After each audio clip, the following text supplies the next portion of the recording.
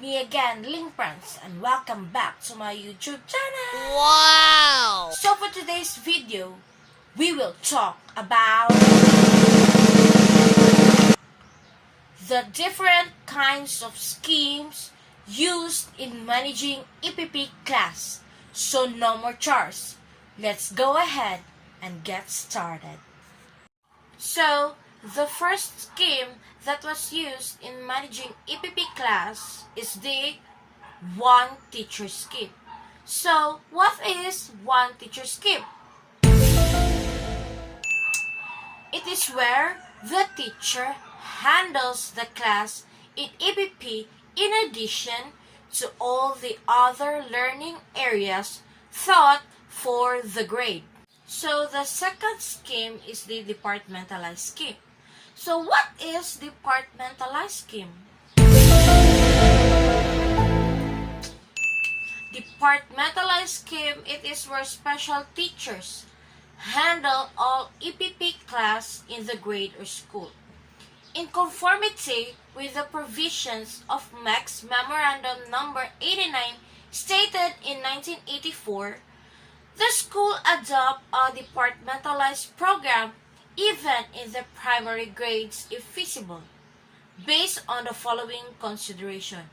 First, the teachers of the same grade work out an arrangement so that whoever is more competent in teaching a particular subject will handle the subject in 2 or more classes. Second, the possibility of utilizing teachers of other grades who have the necessary training and expertise may also be explored. And the last one, a specific teacher be assigned as an advisor of a class. So the third scheme is the team teaching scheme. So what is team teaching scheme?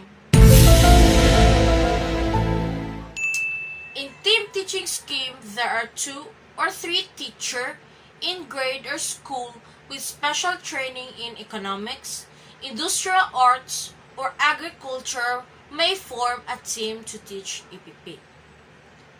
But the teacher who decide to work as a team should be guided by the following.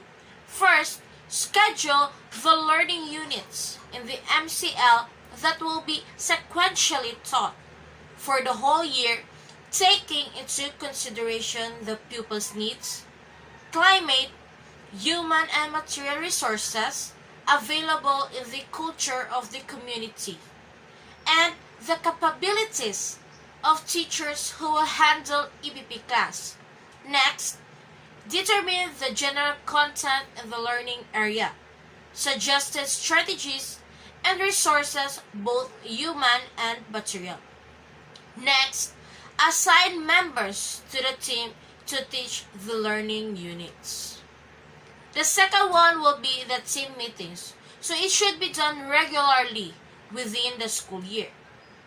So team members should meet regularly or as the need arises for possible adjustment in the program of activities and for continuous assessment of pupil progress or performance. Next will be in implementation. So implementation is for the intermediate grades. So there must be a teacher responsible for a specific class and EPP. One grade or section should be designated. In a small school of a 1 section per grade level, in the intermediate grades, the agriculture or industrial arts teacher and the home economics teacher may work as a team. By proper and purposeful programming, both teachers could synchronize their EPP teaching learning activities such that if teacher A is with grade 5, teacher B is with grade 4. Then after a learning units, they exchange classes. Next will be if there are 2 or more sections. So on 1 grade level, the agriculture, industrial arts, and home economics teacher may teach on a rotation basis with one grading period. The schedule or assigning of the teaching learning activities by contest areas. Example for that is that elementary agriculture, industrial arts, home economics, and retail trade. So the grading period is not advisable for some reasons. The last one would be edukasyon pantahanan at pangkabuhayan, also known as EPP, as a learning area is an integration, which means that for every grading period, all the components, when feasible, should be taught. A grading period of about 25 days or more is too short for home economics, elementary agriculture, and industrial arts, but too long to retail trade. If content area like home economics, to schedules and periods when description of classes often occurs such as field days, athletic meet, typhoons towards the end of the school year, the advisor's teaching and learning is doubled. Edukasyon Pantahanan at Pangkabuhayan or EPP was framed on the basis of the conceptual themes and not on the different content areas. How should the teacher go about teaching a learning area? The sequential listing of learning units planned by the teacher at the opening of the school year should be followed. Teaching content may be drawn from the pupil's textbook, and suggested teaching procedures and enrichment activities from the teacher's manual may be utilized. Maximize community resources in the teaching EPP activity or projects used as means to learn the skills in the MLC should be community-based, providing actual experiences and activities to help pupils learn to earn living for self-employment. What do we mean by concentration in at least one occupational or work skills is desirable, per MEC Order Number 6 stated in 1982? Concentration in one occupational or work skill means that a pupil is assisted to pursue with some depth a specific learning component of EPP, which he or she is interested in.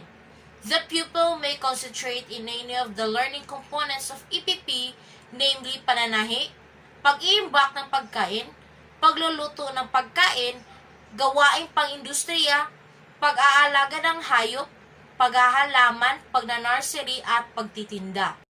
When should concentration take place? EPP teachers innovate as they are, should be able to discover the individual potentials of the pupils.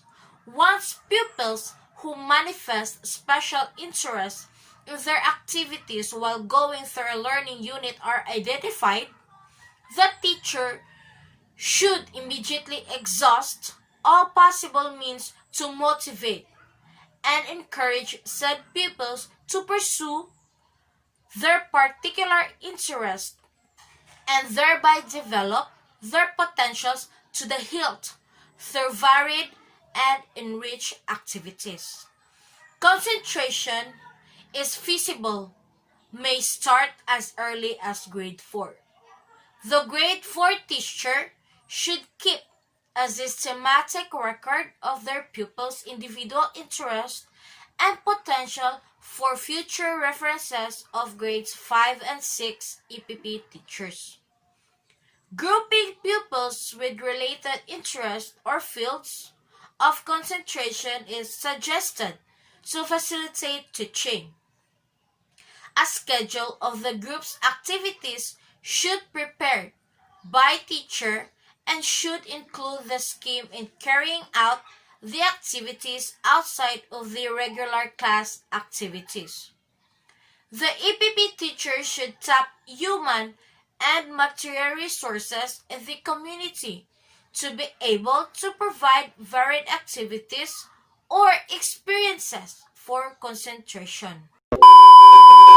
So we're done. I hope guys you learned something.